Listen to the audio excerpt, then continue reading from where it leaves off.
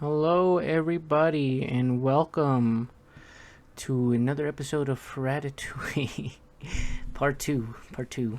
All right, let's cut to the chase and let's get started. Yeah, we were on page 15. It was on the river. Rain starts to fall. The last rat boat has shoved off from shore, but Django's boat lingers under the footbridge. Django, everybody here! We have everybody? Wait a minute, where's Remy? At the shore, Remy throws the book into the water and starts paddling towards the tunnel after the colony. Under the colony. Right here, I'm coming! Django, hold on, son! To other rats. Give him something to grab onto. Get a huge muscular lab rat grabs a spatula and hoists it over the water towards Remy. Django, come on, boy! Remy reaches out, desperately paddling with his own other paw. Paddle, son, come on, reach for it! You can do it! Give me a sec here. I just gotta see if I'm in the right spot. I can't remember. Sharing glass, it appears to be so struggling to catch.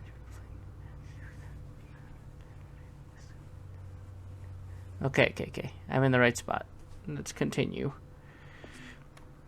Remy has almost reached the end of the spatula. Bam! A blast hits the water, sends Remy flying backwards. The old lady has taken position at the footbridge above. She fires at Django's boat, missing as his boat enters the tunnel. Django, Remy! Dad! Come on, you can make it! Remy climbs back aboard the book and paddles into the drain pipe before the lady can get off a shot. He can get off a shot. She curses. Fuck. Tunnel continues. Remy paddles ahead. Django's boat vanishes into the dark. Remy, guys, wait, stop, hold up, wait for me, hold up. Frightened shouts echo into silence. Dad! Silence. Remy strains to see into the darkness. He begins to make out shapes, the channel forking into two tunnels. Which way? He paddles towards the right tunnel, changes his mind, and veers towards the left. He paddles, picking up speed. Then he hears a low rumble. He stops, suddenly alert. The rumble becomes a roar. Remy swirls, paddles furiously the opposite direction. He's headed towards the edge of the waterfall, but it's too late. Over the edge go Remy and the cookbook tumbling into the rapids below. Remy is tossed about like a rag doll, buffeted in every direction by the churning water. He struggles for air. Finally, breaking the surface, he gulps a breath and plunged back under. The stone walls blur past him as he claws back to the surface through the tumbled. He spies his one chance up ahead, the cookbook. He swims towards it, finally catching it. He pulls himself abroad. The rapids pass. The water becomes calm. He looks back, amazed he's still alive. He collapses, exhausted, dissolved too. Somewhere in the sewer system, night.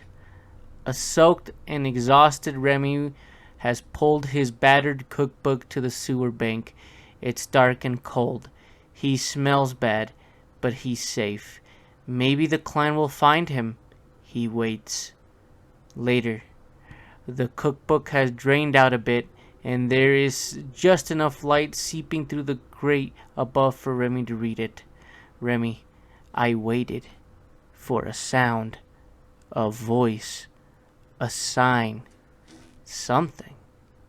Remy flips a crickled page to a appetizing photo of pastry. His stomach growls. He looks away, turning to a drawing of Gusteau on the opposite page. The illustration comes to life, speaking to Remy. It's Gusteau. If you are hungry, Go up and look around, Remy. Why do you wait and mope? I've just lost my family. All my friends. Probably forever. How do you know? Well, what is he doing? You are an illustration. Why am I talking to you? Gusto shrugs. You just lost your family. Only your friends. You are lonely. Remy, alright, let's take a break here. I'll be right back. Alrighty, where was I at? Yes. Only forever, how do you know? Okay, there we go. You just lost your family. Only your friends. You are lonely.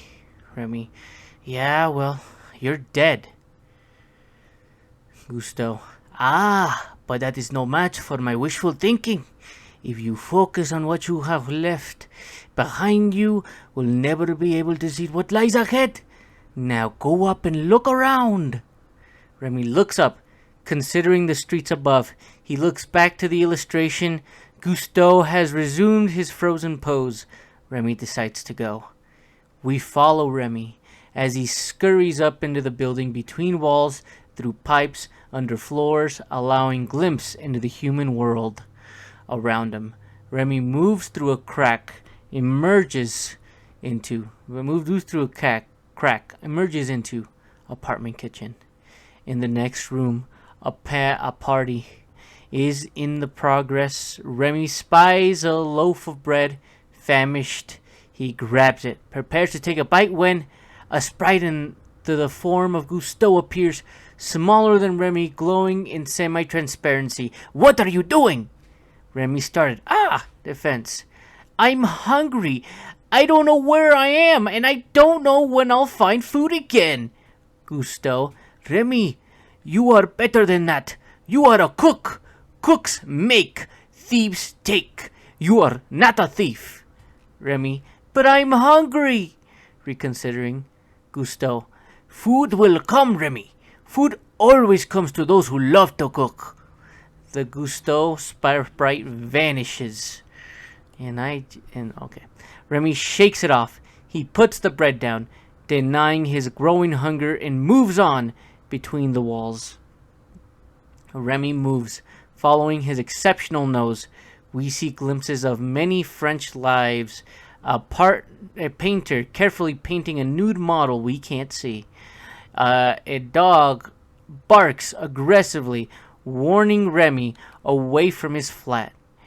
A lover's quarrel. Remy watches from above through a crack in the ceiling. She shakingly waves a pistol at a defiant he. Quarrel woman.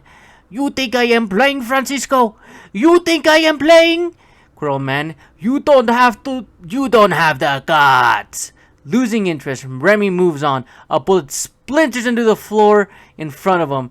Remy rushes back into the crack and sees the couple struggling with the smoking gun. The man wrenches it free. It clatters to the floor. They glare at each other, blood in their eyes, and kiss. Remy rolls his eyes and moves on through the dark, tight spaces into a pipe and emerges into outside the building. Rooftop, dusk. Camera follows as Remy scampers along railings and ledges, past windows of vines booming up as the rooftop falls away to reveal a stunning panorama. Paris at night. It is gorgeous, a vast, luminous jewel. Remy is gobsmacked. Remy, Paris? All this time, I've been underneath Paris? It's beautiful. Remy takes in the sea of shimmering lights, then sees a huge sign on top of the building several blocks away. It's Gusto, a frying pan in each hand. The sign marvels at the panorama. Gusto sign, the most beautiful. Remy, Gusto's?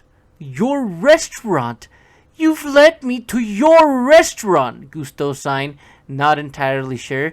It seems as though I have. Yes, there it is. I have led you to it. Remy, I gotta see this. Remy heads off towards the restaurant. Kitchen, Gusteau's restaurant. Waiters and cooks bustles back and forth, preparing elaborate meals with energetic precision. The complex dance of haughty cuisine, a professional cooking at its finest. While the cooks range wildly in age and nationality, only one is female, a French cook in her late 20s named Colette. A small, nasty-looking man, sporting a thin mustache and a toque almost as large as the rest of them, enters. This is the head chef, Skinner. Several cooks call out greeting to him. He looks annoyed as LaRousse nudged him. LaRousse, hey boss, look at who's here. There is Linguini, Renata's little boy. LaRousse gentles into Linguini, a gawky young man with an unruly mop of red hair spinning on a stool in the corner. He jumps up and awkwardly approaches Skinner. LaRousse, all grown up, huh? You remember Renata Gusteau, old friend? Gusteau, all grown up, huh? You remember Renata Gusteau's old flam? Skinner, distracted. Ah, yes. Who are you? Linguini? Yes, Linguini. So nice of you to visit. How is Linguini? My mother? Yes!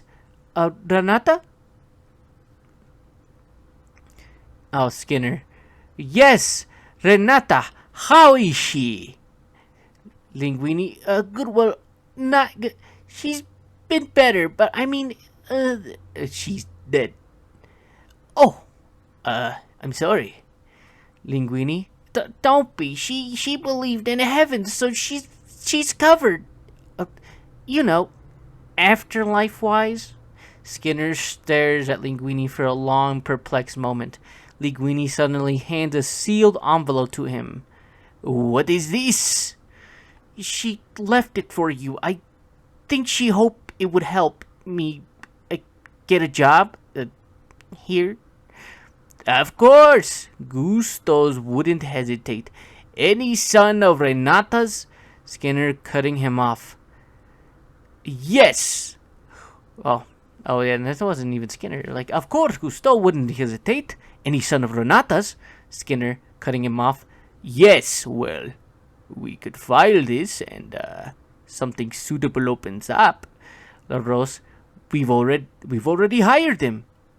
Outraged Skinner. What? How dare you hire someone without my... We need a garbage boy. Skinner Horst is the character that says that. Skinner processes this, calming as he does. Skinner. Oh, garbage. Well, to Linguini, then smile. I'm glad it worked out. Oh, hold on for a second. I see you take another break. A lot of breaks today. Alright, I have returned. Apologies for that. A lot of interruptions. Okay.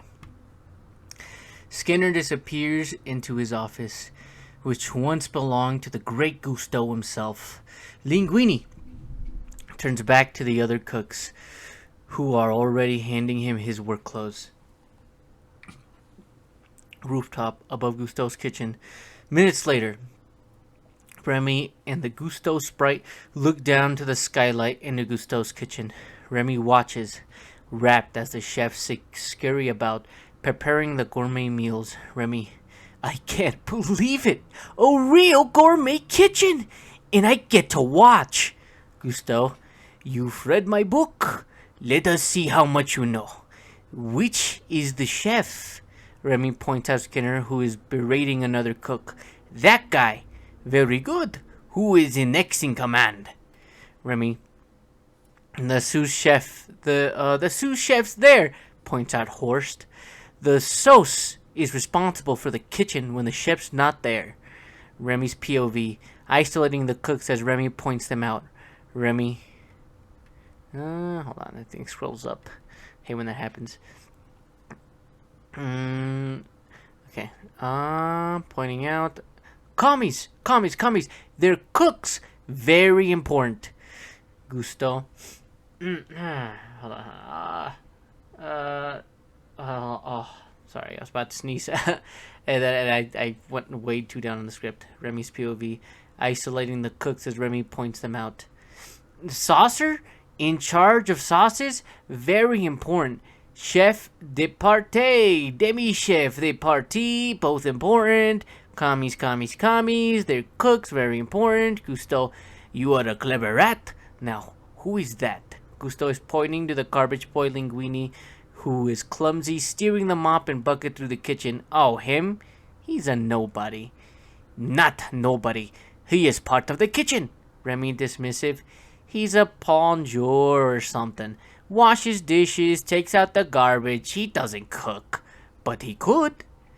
Below, Linguini accidentally knocks over the pot of soup, spilling it. Remy gives Gusto a patronizing chuckle. No. What we see, but Remy doesn't. Desperate that no one notices his mistake, Linguini quickly replaces the pot on the burner and mops up the floor. Replaces the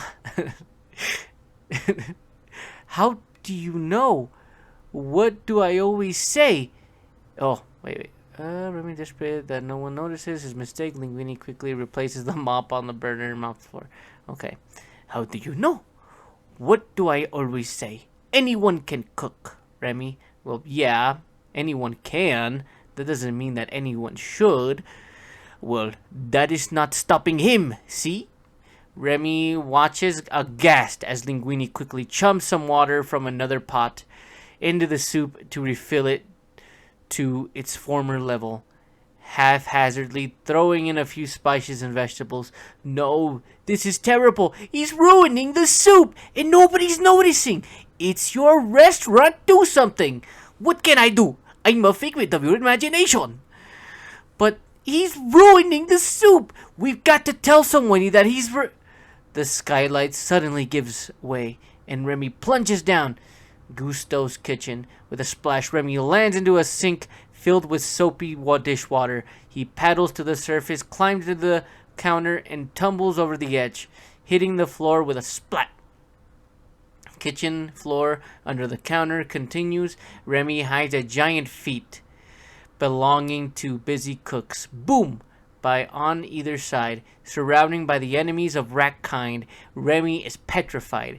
From Remy's POV, the kitchen is a terrifying place, full of fire and noise. He runs out from under the counter. The door to the walk-in opens, knowing Remy across the floor and under the stove. Above him, rows of burner ignite. He races across the walkway under another counter and out of the other side, nearly run over by a dining cart. Remy dives underneath it, using it to cross the kitchen's camouflaged. Sticking his head out, Remy spots an open window on the far wall. A way out. He runs for it. Climbing up a dish rack to the counter, he is nearly to the open window. He scrambles up under the copper pot toward it, but the lid slips and he falls inside. He looks up. Remy's POV, out from under the pot lid. The window is moving away. What's happening? Widened to reveal the pot is being carried away by one of the cooks. The chef sets the pot down near stove and exits. As Remy heads back toward the window and wonderful scent hits his nose, he sniffs, following it to a pan filled with vegetables. Enticing, he crawls inside, and it is only then that he notices the large turkey. Moments before, a cook picks up the pan and slides it into the oven. Remy barely escapes before the oven door closes, bringing from the oven to another passing trolley, which bursts into the dining room continuous. Remy is wheeled into the plush hush of the restaurant and pulls up to the table of well-dressed diners, and a waiter's hand reaches down for a peppermill, grabbing Remy instead. Which startles both of them.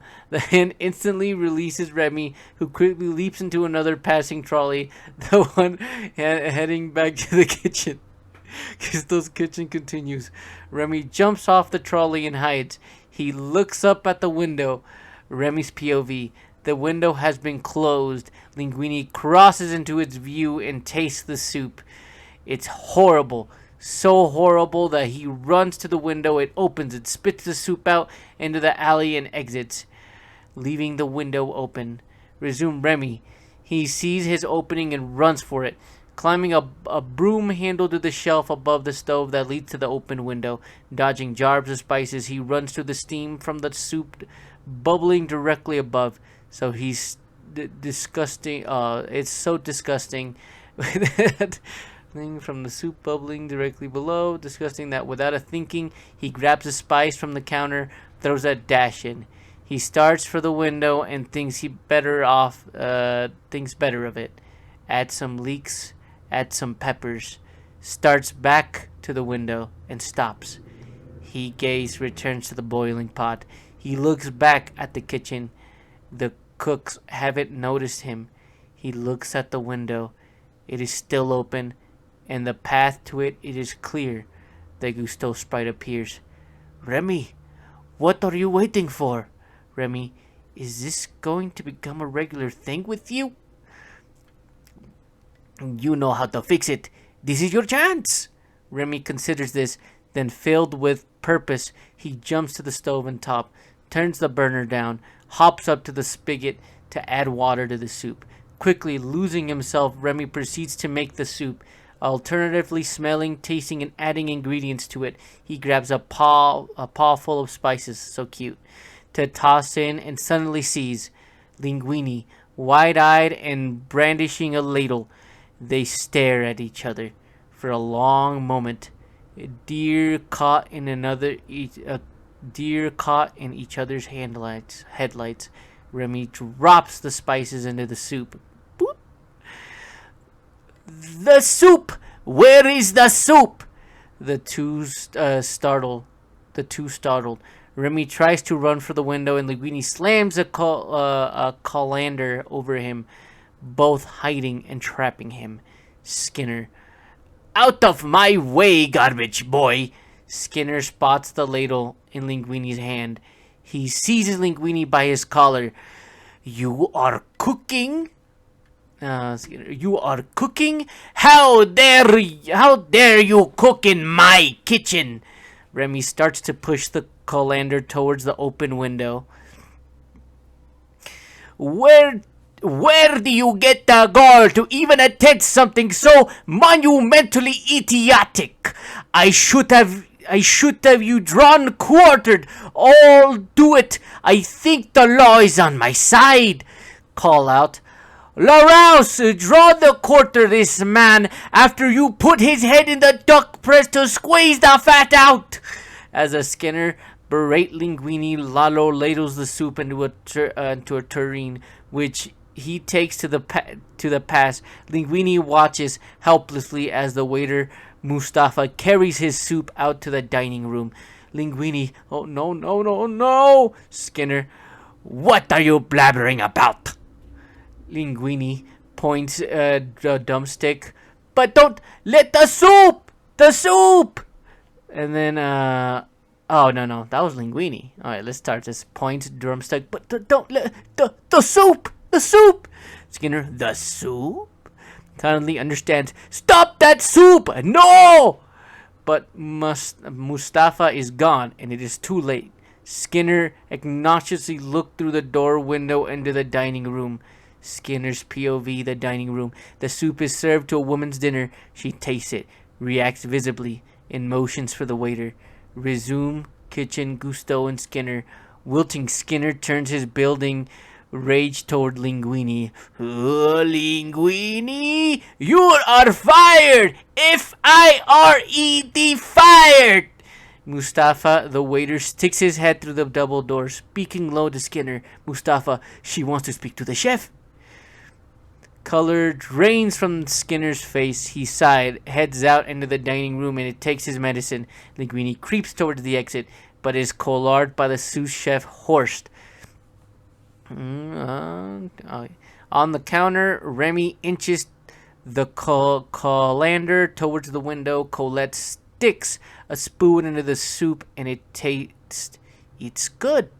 Mustafa and Skinner re-enter from the dining room. Skinner's face riot of bewilderment. What did the customer say? Said Colette. Mustafa. It wasn't a customer. It was a critic. Ego? Said Colette. Soline Leclerc. Soline Leclerc, said Skinner. Leclerc? What did she say? She liked the soup. Under the colander, the Gusteau sprite stops Remy. Wait, Remy. Gusteau says, Remy. What do you mean, wait? You're the reason I'm in this mess.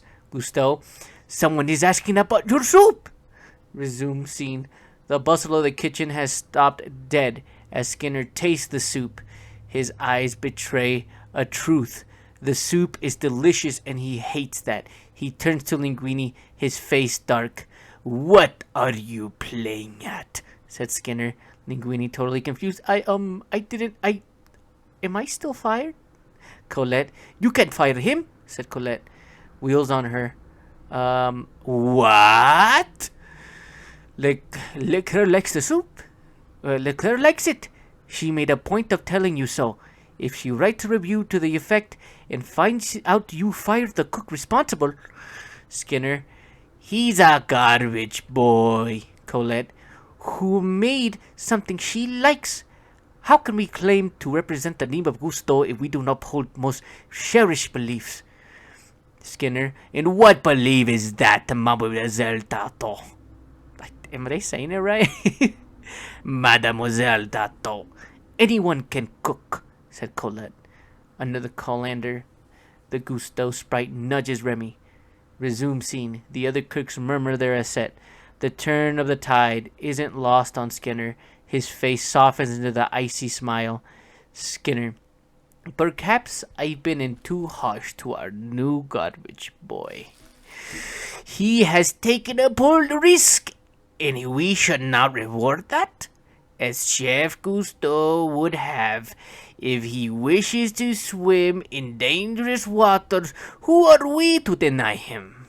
Under the colander, Remy's totally absorbed in his conflict. A cough causes Remy to look up. The Gusteau sprite gestures at the window. Gusteau, you were escaping? Yeah. Remy resumes pushing towards the window.